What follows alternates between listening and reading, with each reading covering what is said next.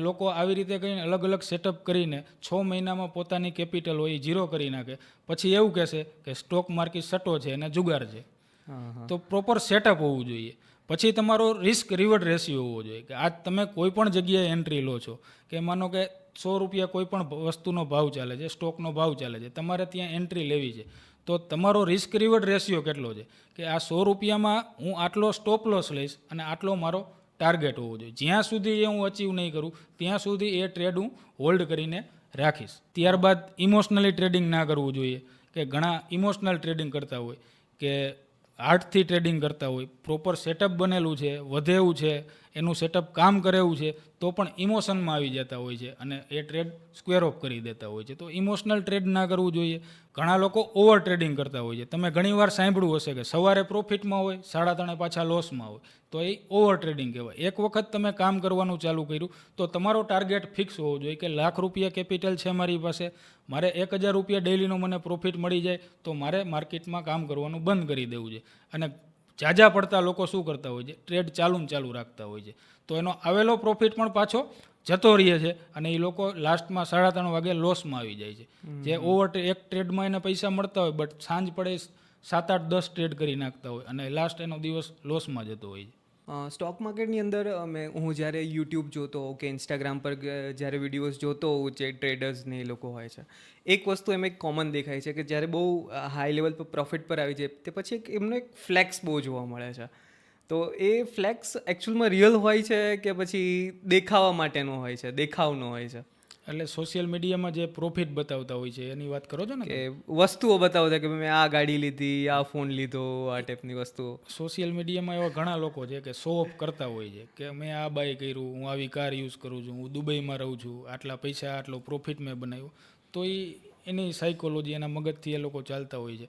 But profit તો કરતા જ હોય છે. જે લોકો સોશિયલ મીડિયા ઉપર પોતાની સ્ટ્રેટેજી શેર કરતા હોય અથવા તો સ્ક્રીનશોટ શેર કરતા હોય પ્રોફિટના, તો જૂજ લોકો ખોટા પણ હોય છે, બટ વધારે લોકો સાચા હોય છે. એને એ સેટઅપથી એ કામ કરવાની એની માસ્ટરી હોય, બટ શો ઓફ કરવો ના કરવો એ પર પોતાનો વ્યૂ છે કે મારે બતાવવું કે ના બતાવવું જોઈએ. એક વસ્તુ એ બી નોટિસ કરી છે કે ઇન્સ્ટન્ટ એકદમ આમ સ્ટોક માર્કેટમાં એન્ટર થયા હોય ને વિધિન શોર્ટ ટાઈમ ઓફ પીરિયડની અંદર એકદમ આમ કરોડપતિ બની ગયો સ્ટોક માર્કેટ થ્રુ, એ ટાઈપના કિસ્સાઓ જોયા હોય છે. તો એ પોસિબિલિટી કેટલી છે જ્યારે કોઈ પણ નોર્મલ વ્યક્તિ અંદર ઘૂસે તો? ઓપ્શન ટ્રેડિંગમાં આવું પોસિબલ છે અને વધારે પડતું ઓપ્શન ટ્રેડિંગમાં જ આવું થતું હોય છે કે આજ 100 રૂપિયાની કોઈ વસ્તુ બાય કરી તો થોડીક મિનિટોમાં, થોડીક સેકન્ડોમાં એ 100 રૂપિયાના સીધા 500 રૂપિયા થઈ જતા હોય. બટ એની સ્કિલ હોવી જોઈએ. સ્ટોક માર્કેટમાં જ્યારે માણસ એન્ટર થાય ને તો થોડાક દિવસ માર્કેટ એને પૈસા આપે. થોડાક દિવસ આપણે કેમ મંદિરે જાય તો આપણે ચડાવીએ એવી રીતે માર્કેટ આપણને પૈસા આપે. એ પૈસા લાંબો ટાઈમ સુધી ટકી નથી રહેતા માણસો.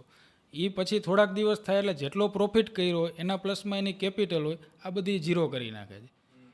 કારણ કે પ્રોફિટ પચાવવો એ મોટી વસ્તુ છે માર્કેટમાં. અને બીજી ઘણી મિસ્ટેકો લોકો શું કરતા હોય છે કે પ્રોફિટ ઓછો દેખાય તો એ પોઝિશન સ્ક્વેર ઓફ કરી દે અને લોસમાં વધારે વખત હોલ્ડ કરીને બેઠા હોય. કારણ કે એ મનીને સમજવાની વાત છે. એ મની મેનેજમેન્ટનો ટોપિક છે કે મનીની આપણે કઈ રીતે રિસ્પેક્ટ કરીએ છીએ. પૈસા આપણને થોડોક પ્રોફિટ દેખાય એટલે આપણા મનમાં સીધી લાલચ આવવા માંડે કે આપણે હવે બુક કરી લેવો જોઈએ અને લોસમાં આપણે બેઠા રહી છીએ. શું કામ? કારણ કે આપણે લોસ રિકવર કરવાનો. આપણું માઇન્ડસેટ ત્યારે ચેન્જ થઈ જાય. આપણા મગજમાં એક જ વસ્તુ હોય કે આપણે લોસને રિકવર કઈ રીતે કરવો જોઈએ. અને પ્રોફિટ થોડોક દેખાય એટલે ખુશ થઈ જાય અને એ પ્રોફિટને બુક કરી લઈએ. હકીકતમાં એ ટાઈમે એના સેટઅપ પર એને કોન્ફિડન્સ હોત તો એ વધારે પ્રોફિટ મેળવી શકતો હતો. આમાં થાય છે કેવું કે 10 ટ્રેડ આજ કોઈ પણ માસ્ટર હોય અથવા તો ગમે તેટલો એક્સપિરિયન્સ હોય તો તમે 10 ટ્રેડ લ્યો એમાંથી એક્યુરેસી એની 60-70% જ આવતી હોય. બાકી ટ્રેડમાં લોસ થવાનો જ છે, બધાને થતો હોય લોસ. તો આપણા હાથમાં શું છે? આપણા હાથમાં એક જ વસ્તુ છે કે આપણે કેટલો લોસ લેવો. આપણે જ્યારે માર્કેટમાં એન્ટર થાય છીએ ત્યારે આપણે એ વસ્તુ નક્કી કરીને આવી છીએ કે આમાં મારે 50 રૂપિયાનો લોસ લેવો છે અને પ્રોફિટ આપવું હોય કેના હાથમાં છે? એ માર્કેટના હાથમાં છે કે વધશે કે નહીં વધે અથવા તો ઘટશે કે નહીં ઘટે. તો આપણા હાથમાં હોય એ આપણે કંટ્રોલ કરવું જોઈએ. બીજાના હાથમાં છે એ આપણે કંટ્રોલ નથી કરી શકતા. તો આપણે જે વાતોનો અમલ કરવો જોઈએ સ્ટોક માર્કેટમાં કામ કરવા માટે, તો પહેલાં તો જેટલી તમારી કેપિટલ છે, જેટલું ફંડ તમે લઈને આવ્યા તમારી કેપેસિટી પ્રમાણે એટલા ફંડથી તમે કામ કરો છો તો એ ફંડને એકસાથે યુટિલાઇઝ નહીં કરવાનું. એ ફંડનો થોડો યુઝ કરો. કારણ કે એક દિવસે તમે ફંડનો યુઝ કરી નાખશો અને તમને લોસ થઈ ગયો તો બીજા દિવસે કામ કઈ રીતે કરશો? આમાં કેપિટલ વગર તો કામ થઈ નથી શકતું. પછી તમારી પાસે પ્રોપર ટ્રેડિંગ પ્લાન હોવો જોઈએ કે આજે સવારે હું કામ ચાલુ કરું છું. હું જ્યારે રેગ્યુલર મારી લાઈફમાં જ્યારે હું કામ કરતો હોય તો 9 વાગે જ્યારે માર્કેટ ચાલુ થાય તો એના કલાક 1.5 કલાક પહેલાં હું માર્કેટનું એનાલિસિસ કરું કે આજનો મારો વ્યૂ શું છે, કે બેંક નિફ્ટીમાં કેવો મૂવમેન્ટ આવશે, નિફ્ટીમાં કેવો મૂવમેન્ટ આવશે. તો આ બધું એનાલિસિસ કરવું જરૂરી છે. હવે લોકો જોબ કરતા હોય એ લોકો સીધું કામ ચાલુ કરી દેતા હોય. મેં ઘણા લોકોને જોયા અને મારા મિત્રો પણ કરે છે. ગમે ત્યારે મોબાઈલ ખોલે, એને ખબર પડી અથવા તો કોઈએ કીધું કે આ લઈ લે તો મોબાઈલ ખોલીને લઈ લે. એની પાસે કોઈ એનાલિસિસ જ નથી, એની પાસે ટ્રેડિંગ પ્લાન જ નથી. એના પછી પ્રોપર તમારી પાસે સેટઅપ હોવું જોઈએ કે તમે કયા સેટઅપથી કામ કરો છો, તમારું ચાર્ટ એનાલિસિસ શું છે, કે તમે કયા ઇન્ડિકેટરથી કામ કરો છો. સેટઅપમાં ઘણી બધી વસ્તુ આવી શકતી હોય કે ટોપ બોટમ આઈડેન્ટિફાઈ કરતા હોય, જેને અમે સપોર્ટ રેઝિસ્ટન્સ કહેતા હોય, ટ્રેન્ડ લાઇન ડ્રો કરતા હોય કે માર્કેટનો અત્યારે કરંટ ટ્રેન્ડ કેવો ચાલે છે. આ બધી વસ્તુમાંથી તમે જે તમારું સેટઅપ હોય એ સેટઅપ તમારું પ્રોપર હોવું જોઈએ.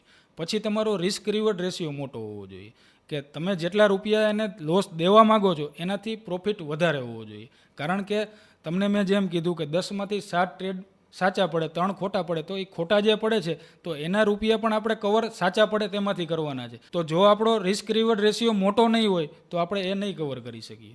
હમણાં એક વાત થઈ, એમાં તમે મની મેનેજમેન્ટની વાત કરી, તો તમે કઈ બુક સજેસ્ટ કરો મની મેનેજમેન્ટ કે સ્ટોક માર્કેટ રિલેટેડ?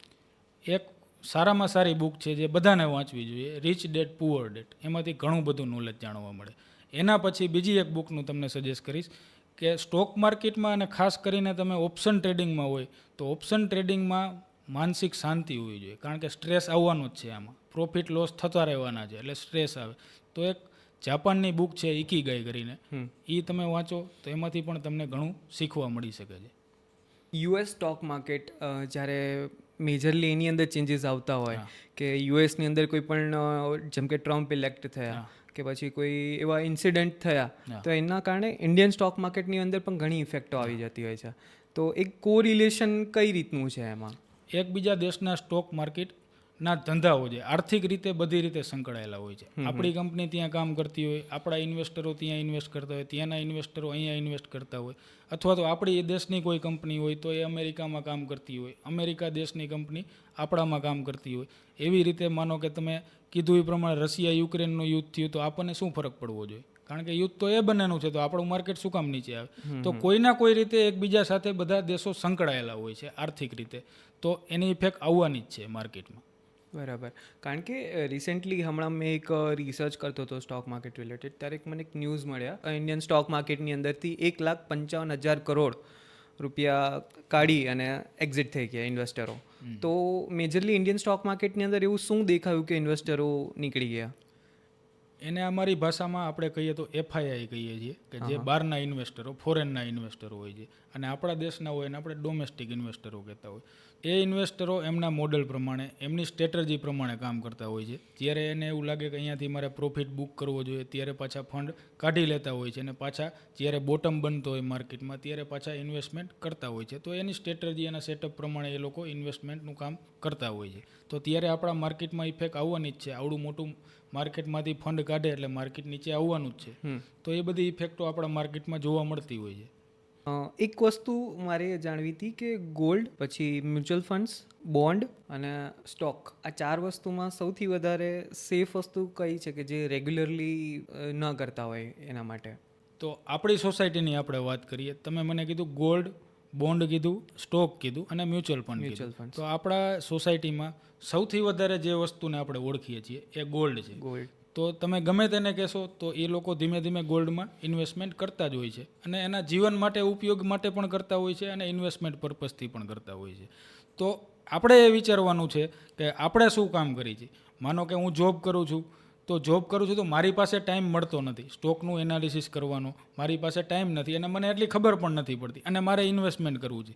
તો મારે પોતાનું ડીમેટ એકાઉન્ટ ઓપન કરીને સ્ટોકમાં ઇન્વેસ્ટ કરવાને બદલે મારે મ્યુચ્યુઅલ ફંડની કંપનીમાં ઇન્વેસ્ટ કરવું જોઈએ. કારણ કે મ્યુચ્યુઅલ ફંડની કંપનીમાં પ્રોફેશનલ્સ બેઠા છે જે ફૂલ ટાઈમ આ જ કામ કરે છે, એમને એમની પાસે નોલેજ છે અને આપણને એની સામે સારું એવું રિટર્ન આપતા હોય છે. તો આપણે મ્યુચ્યુઅલ ફંડ તરફ જવું જોઈએ. આપણને નોલેજ છે એ વસ્તુમાં ડાયરેક્ટ સ્ટોક માર્કેટમાં આપણે ઇન્વેસ્ટ કરી શકીએ છીએ, આપણને આવડે છે ક્યારે આપણે એન્ટ્રી કરવી જોઈએ, ક્યારે આપણે એક્ઝિટ કરવું જોઈએ, એ બધું નોલેજ હોય તો આપણે ડાયરેક્ટ ઇન્વેસ્ટ કરી શકીએ છીએ. રિસેન્ટલી ટેક્સેશન સિસ્ટમની અંદર